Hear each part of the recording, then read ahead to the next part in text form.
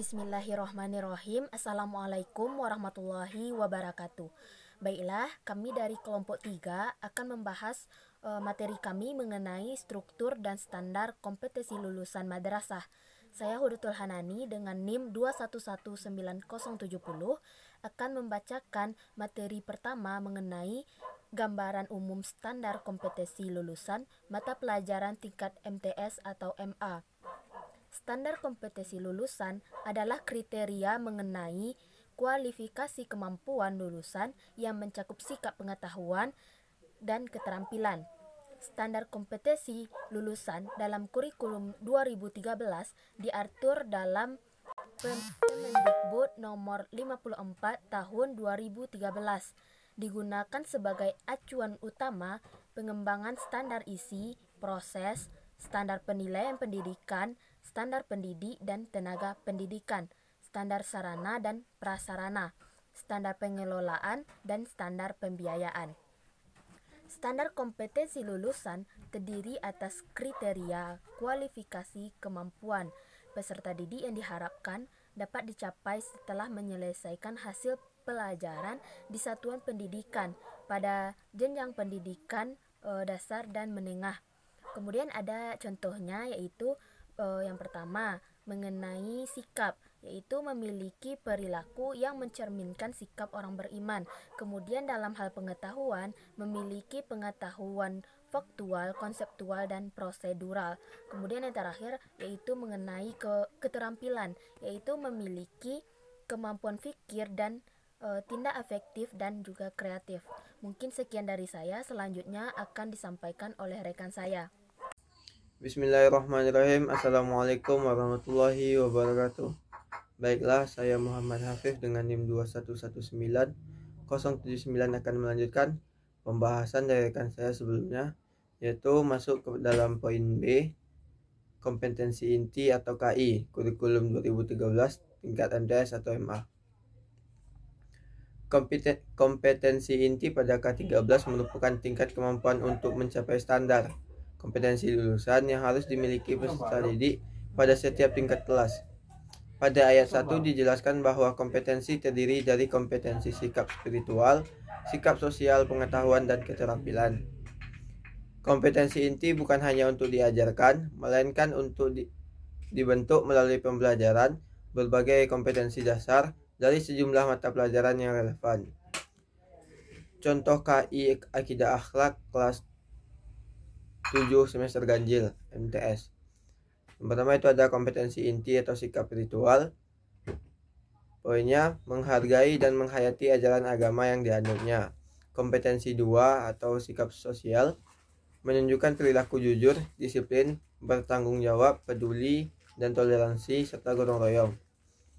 Yang ketiga yaitu kompetensi inti atau pengetahuan, yaitu memahami pengetahuan dalam konsep, fakta, dan prosedural. Dan yang terakhir itu kompetensi inti 4, keterampilan. Poinnya mencoba mengolah dan menyaji dalam ranah konkret, menggunakan dan mengurai. Kemudian contoh KI Akidah Akhlak semester Akidah Akhlak kelas 10 semester ganjil MA. Yang pertama itu kompetensi intinya, sikap spiritualnya, menghayati dan mengamalkan ajaran agama yang dianutnya. Kompetensi inti 2 atau disingkat KI saja. KI 2 yang membahas tentang sikap sosial, menunjukkan perilaku jujur, disiplin, bertanggung jawab, peduli, gotong royong, kerjasama, toleransi, dan damai. KI 3 yang membahas tentang pengetahuan, ini memahami dan menerapkan dan menganalisis pengetahuan faktual, konseptual, prosedural, dan metakognitif. Dan yang keempat, keterampilan. KI keempat, keterampilan, mengolah, menalar, dan menyaji dalam ranah konkret dan ranah abstrak terkait dengan pengembangan dari yang dipelajari sekolah secara mandiri dan mampu menggunakan metode sesuai kaidah keilmuan.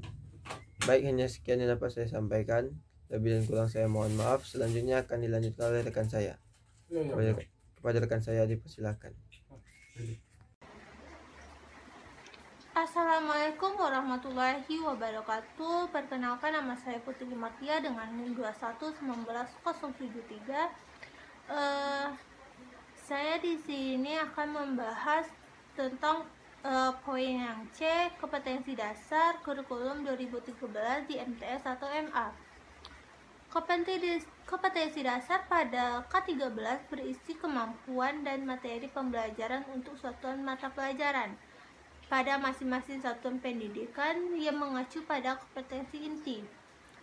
Perpaduan dari pengetahuan, keterampilan, nilai, dan sikap yang direfleksi dalam kebiasaan berpikir dalam bertindak.